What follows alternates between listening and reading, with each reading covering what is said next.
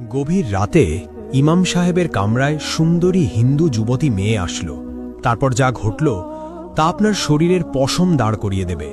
প্রাচীন শহরের এক প্রান্তে বিশাল মসজিদ, আর তার সাথেই লাগোয়া ইমাম সাহেবের হুজরাখানা। এই হুজরাখানায় থাকেন যুবক ইমাম, যার নাম আহমদ। বয়সে তরুণ হলেও জ্ঞানে ও প্রজ্ঞায় শহরের বৃদ্ধরাও তাকে মান্য করে।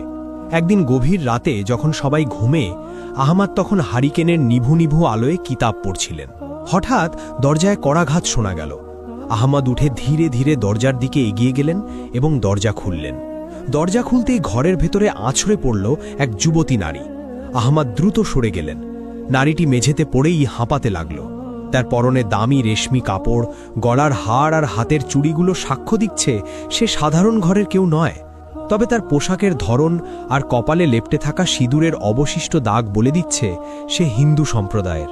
আহমদ দ্রুত দৃষ্টি নামিয়ে নিলেন, কিন্তু নারীটি ঝট করে উঠে আহমদের পা জড়িয়ে ধরল এবং বলল, দয়া করুন, আমাকে বের করে দেবেন না, ওরা আমাকে মেরে ফেলবে। এটা শুনে আহমদ বললেন, আপনি কে? এই গভীর রাতে একজন গায়রে মাহারাম নারী আমার হুজরাখানায়? এটা অসম্ভব, আপনি এখনই এখান থেকে যান। নারীটি তখন কান্না জড়িত কণ্ঠে বলল, হুজুর, আমি জানি এটা পাপ, আমি জানি এটা আপনার ধর্মের নিয়ম নয়, কিন্তু আমি নিরুপায়। আমি শহরের প্রধান বণিকের মেয়ে, আমার নাম নীলা। আজ রাতে শহরের শাসনকর্তা আমার বাবাকে হত্যা করেছে। সে এখন আমাকে খুঁজছে। আমি যদি এখন বাইরে যাই, ওরা আমাকে ছিঁড়ে খাবে। দয়া করুন, শুধু আজকের রাতটুকু। মেয়েটির কথা শুনে আহমদ থমকে গেলেন। শহরের শাসনকর্তা জালেম খান এক অত্যাচারী শাসক। তার লোলুপ দৃষ্টি থেকে এই শহরের কেউ নিরাপদ নয়। কিছুক্ষণ পর আহমদ বললেন, কিন্তু এখানে আপনার থাকা নিরাপদ নয়। কেউ যদি দেখে ফেলে তবে আমার এবং আপনার উভয়েরই মৃত্যুদণ্ড হবে। সমাজ এটা মেনে নেবে না। তখন নীলা কাঁপতে কাঁপতে বলল, মৃত্যু তো বাইরেও অপেক্ষা করছে। আপনার এখানে থাকলে অপবাদ জুটবে, কিন্তু বাইরে গেলে আবার ইজ্জত আর প্রাণ দুটোই যাবে। আমি শুনেছি মুসলমানরা আমানত রক্ষা করে। আমি আজ আপনার কাছে আমানত। আপনি কি আমাকে হায়েনাদের হাতে তুলে দেবেন? এটা শুনে যুবক আহমদের কপালে চিন্তার ভাঁজ পড়ল। একদিকে কঠোর ধর্মীয় অনুশাসন ও সামাজিক নিয়ম, অন্যদিকে একজন বিপদগ্রস্ত নারীর সম্ভ্রম ও জীবন রক্ষা। ইসলাম অসহায়ের সেবাকে সর্বোচ্চ গুরুত্ব দেয়, কিন্তু প্রেক্ষাপটটি অত্যন্ত জটিল। তাই আহমদ দ্রুত সিদ্ধান্ত নিলেন, যা হবার হবে, কিন্তু তিনি সহযোগিতা করবেন। তিনি দরজাটি শক্ত করে বন্ধ করে দিলেন এবং মোটা কাঠের খিল তুলে দিলেন। তারপর তিনি নীলাকে বললেন, শোনেন, আমি আপনাকে আশ্রয় দিচ্ছি, কিন্তু শর্ত আছে। ফজরের আজানের আগেই আপনাকে এখান থেকে চলে যেতে হবে। আর আমি যতক্ষণ এই ঘরে আছি, আপনি ওই কোণে পর্দার আড়ালে থাকবেন, ভুলেও সামনে আসবেন না। এটা শুনে নীলা কৃতজ্ঞতায় মাথা নাড়ল। তারপর সে দ্রুত গিয়ে ঘরের কোণে রাখা পুরনো পর্দার আড়ালে নিজেকে লুকিয়ে ফেলল। অতঃপর আহমদ আবার তার কিতাবের সামনে বসলেন, কিন্তু তার মনোযোগ আর কিতাবে নেই, তার কান বাইরের শব্দের দিকে। এভাবে মিনিট 10 পার হল। তারপর শোনা গেল ঘোড়ার খুরের আওয়াজ, অনেকগুলো ঘোড়া। এতে আহমদের বুক কেঁপে উঠল। জালেম খানের সৈন্যরা চলে এসেছে। তারা বাহির থেকে বলছিল, ইমাম সাহেব, দরজা খুলুন। আহমদ শান্ত থাকার চেষ্টা করলেন এবং উঠে দরজার কাছে গেলেন, কিন্তু খুললেন না। ভিতর থেকে বললেন, কে? এত রাতে আল্লাহর ঘরে কি চাই? তখন বাইরে থেকে এক সেনাপতি হেঁকিয়ে বলল, আমরা শাসনকর্তার লোক।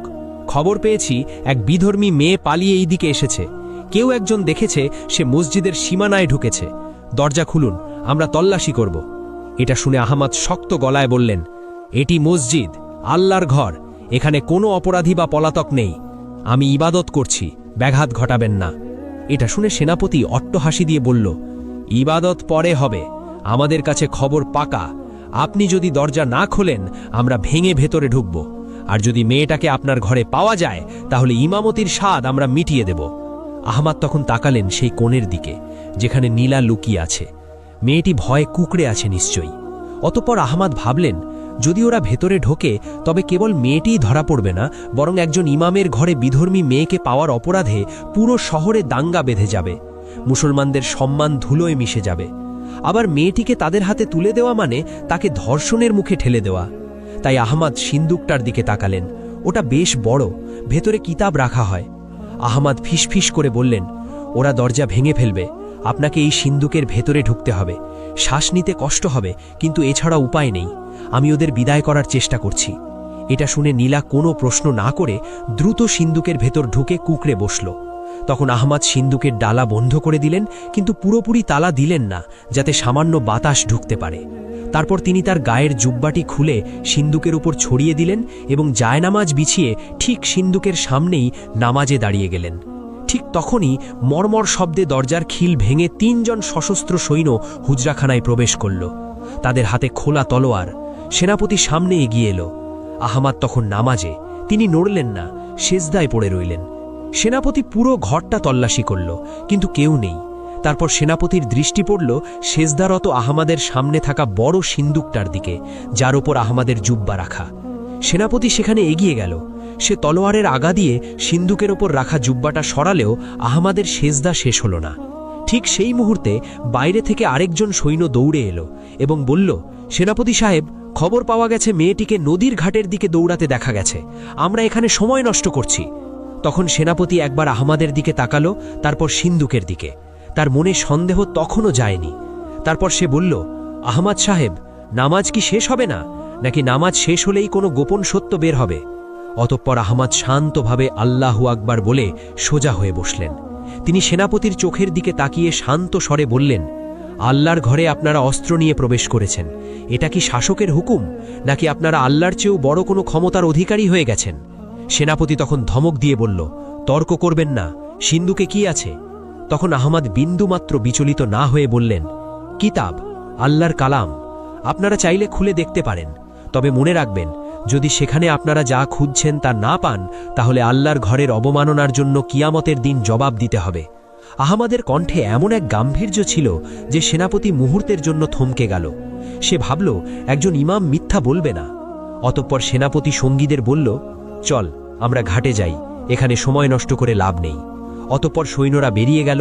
যাওয়ার সময় ভাঙা দরজাটা দড়াম করে লাগিয়ে দিয়ে গেল। তারপর দ্রুত উঠে দরজাটা কোনোমতে আটকে দিলেন। এরপর দৌড়ে গিয়ে সিন্দুকের ডালা খুললেন। কিন্তু নীলা এতক্ষণে জ্ঞান হারিয়ে ফেলেছে।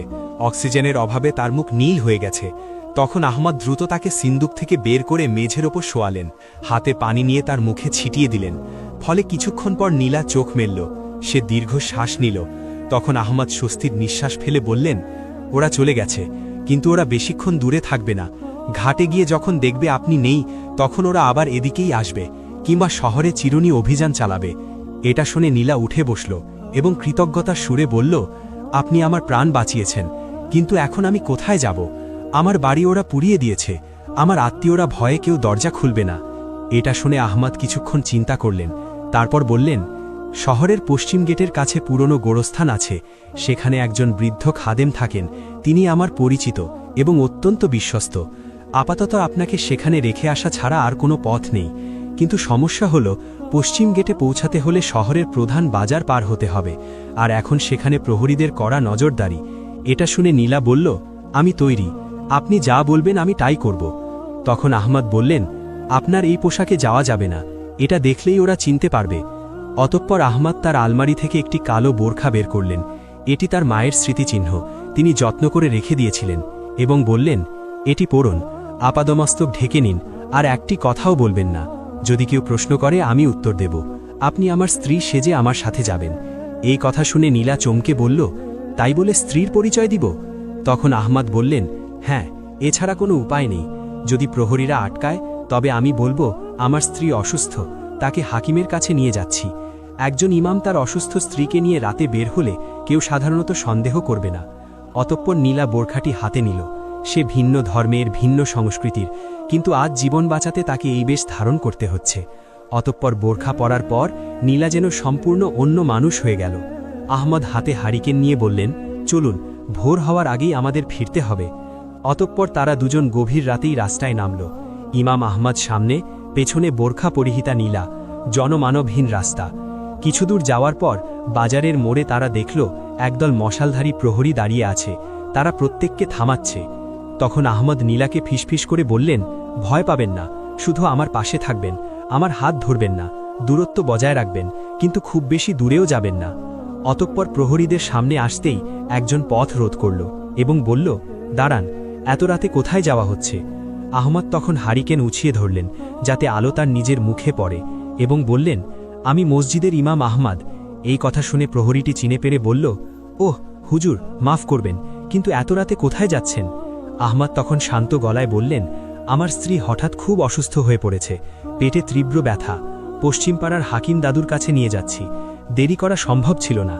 এটা শুনে প্রহরীটি পেছনের বোরখা পরা নারীর দিকে তাকালো এবং বলল, কিন্তু হুজুর, আজ রাতে খুব কড়াকড়ি, শাসনকর্তার হুকুম, কাউকে সন্দেহজনক মনে হলেই আটক করতে হবে, একজন পলাতক আসামিকে খোঁজা হচ্ছে। এটা শুনে আহমাদ বললেন, আমি কি পলাতক আসামি, নাকি আমার অসুস্থ স্ত্রী আসামি? আমাদের যেতে দাও, দেরি হলে অঘটন ঘটে যেতে পারে। এই কথায় প্রহরীটি ইতস্তত করল। তখন অন্য একজন প্রহরী এগিয়ে এসে বলল, হুজুরকে যেতে দে, উনি তো আর মিথ্যে বলবেন না, তাছাড়া ওই মেয়ে তো হিন্দু, আর ইনি হুজুরের স্ত্রী, যা রাস্তা ছাড়। এই বলে প্রহরীরা সরে দাঁড়ালো। আহমাদ তখন সামনে পা বাড়ালেন, নীলাও তাকে অনুসরণ করল। তাদের হৃৎপিণ্ডি তখনও দ্রুত ধুকপুক করছে।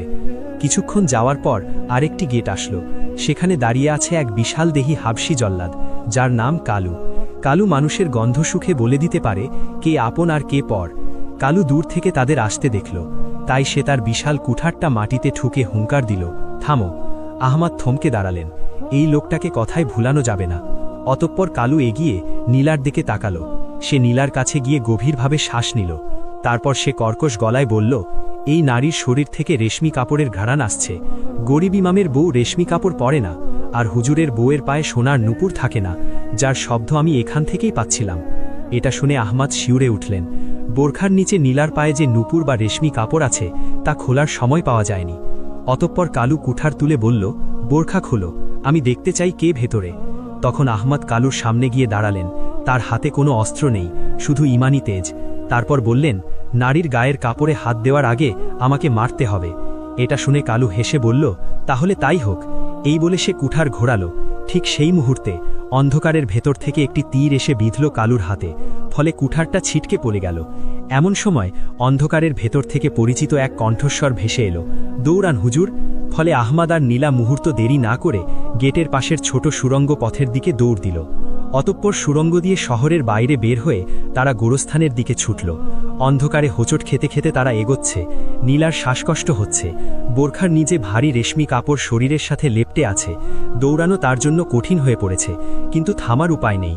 পেছনে মশালের আলো আর সৈন্যদের চিৎকার শোনা যাচ্ছে। অতঃপর গোরস্থানের সীমানা প্রাচীরের কাছে পৌঁছে তারা থামল। জায়গাটা জনবসতি থেকে বেশ দূরে, প্রাচীন ঝাউ গাছের জঙ্গলে ঘেরা। দেওয়ালের এক জায়গায় ভাঙা অংশ দিয়ে তারা প্রবেশ করল। গোরস্থানের পরিবেশটা ভুতুড়ে, শত শত বছর পুরনো কবর, কোনোটা ভেঙে গেছে, কোনোটা আগাছায় ঢাকা, আর মাঝখানে একটা ছোট কুঁড়ে ঘর। ওখানেই থাকার কথা সেই বৃদ্ধ খাদেমের। আহমদ কুঁড়ে ঘরের দিকে এগোলেন। ভেতর থেকে টিমটিম করে আলো জ্বলছে। আহমদ দরজায় গিয়ে বললেন, চাচা, আমি আহমদ, দরজা খুলুন, খুব জরুরি। কিছুক্ষণ পর একজন বৃদ্ধ এসে দরজা খুলল এবং বলল, আহমদ, এত রাতে মরা মানুষের দেশে জীবিতদের কি কাজ? তিনি আহমদের পেছনে বোরখা পরা নীলাকে দেখে ভুরু কুচকালেন এবং বললেন, সঙ্গে কে? মৃত্যু কি আজ জোড়ায় এসেছে? আহমদ তখন দ্রুত ঘরে ঢুকে নীলাকে ইশারা করলেন ভেতরে আসতে।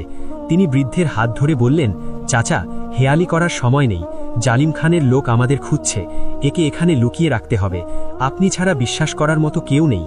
বৃদ্ধ খাদেম নীলার দিকে তাকিয়ে থাকলেন কিছুক্ষণ, তারপর বললেন, জালিম খানের লোক? তারা তো জ্যান্ত মানুষকে মারে, মরা মানুষকে ভয় পায় না, এখানেও ওরা আসবে। তখন আহমদ বললেন, অন্তত আজকের রাতটা, কাল ভোরে আমি অন্য ব্যবস্থা করব। এই কথা শুনে বৃদ্ধ মাথা নেড়ে বললেন, ঠিক আছে, তবে মাটির ওপর থাকা নিরাপদ নয়।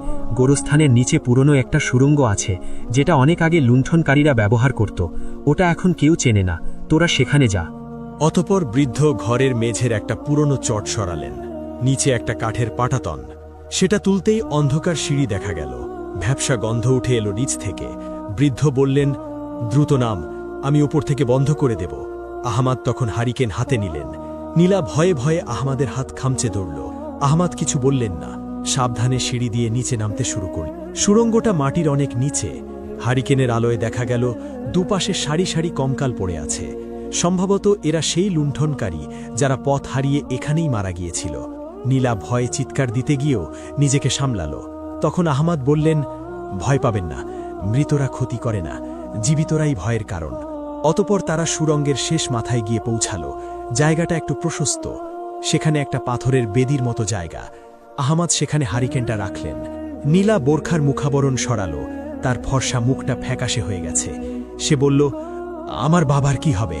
আমি পালিয়ে এলাম, কিন্তু বাবার লাশটা তো ওরা। তখন আহমাদ বললেন, এখন এসব ভেবে লাভ নেই, আগে আপনাকে বাঁচতে হবে। আপনার কাছে কি কোনো মোহর বা মূল্যবান কিছু আছে?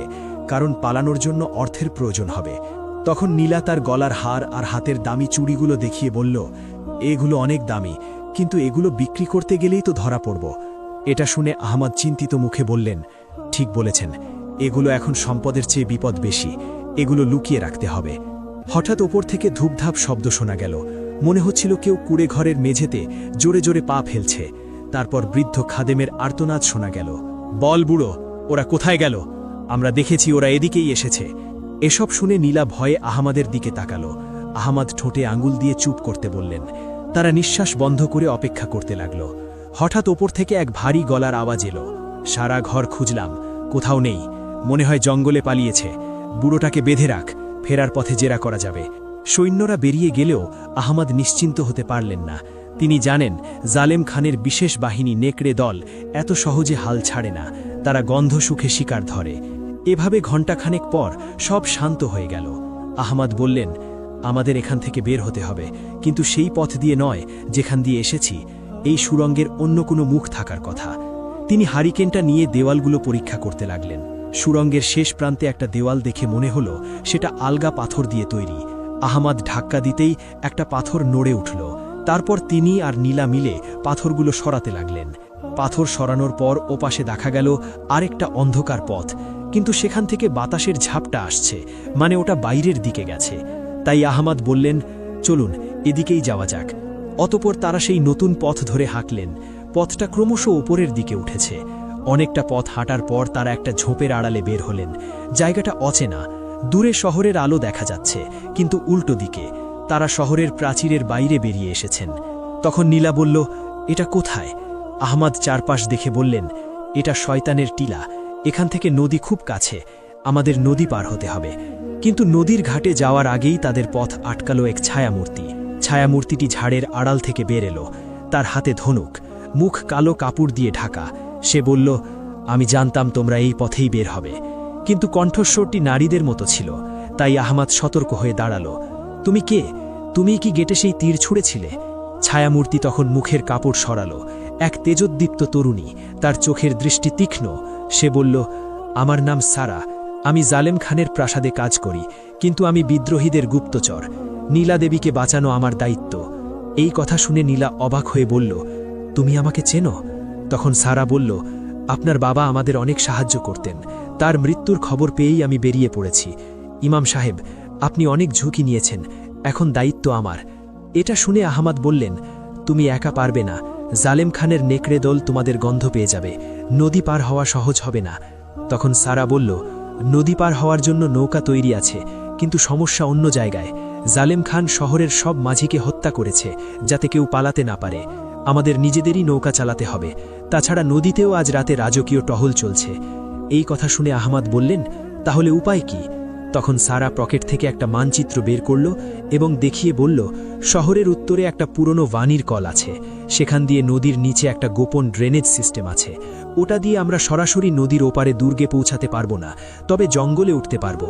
কিন্তু পথটা বিপজ্জনক, ওটা সাপ আর কুমিরে ভরা। তখন নীলা বলল, আমি আর পারছি না, আমার পা আর চলছে না। তখন আহমদ বললেন, থামার সময় নেই, চলুন ভানির কলের দিকে। অতপর তারা তিনজন অন্ধকারের মধ্যে দিয়ে উত্তর দিকে রওনা দিল, কিন্তু তারা জানত না তাদের পিছু নিয়েছে কালু। গেটে তীরের আঘাত তার হাতে লাগলেও সে দমে যায়নি। সে রক্ত পড়া হাত নিয়ে কুকুরের মতো গন্ধ সুখে সুখে তাদের পিছু নিয়েছে, আর তার সাথে আছে আরও 10 জন দুর্ধর্ষ যোদ্ধা। অতপর তাদের ভানির কলের কাছে পৌঁছাতে পৌঁছাতে ভোর হয়ে গেল। আজানের ধ্বনি ভেসে আসছে দূর খেতে। আহমদের মনটা হু হু করে উঠল। আজ ফজরের নামাজ তিনি তার মসজিদে পড়াতে পারলেন না, হয়তো আর কোনোদিনও পারবেন না। কিন্তু পুরনো ভানির কলটা বিশাল পাথরের তৈরি, নিচ দিয়ে কালো নোংরা পানি নদীতে পড়ছে।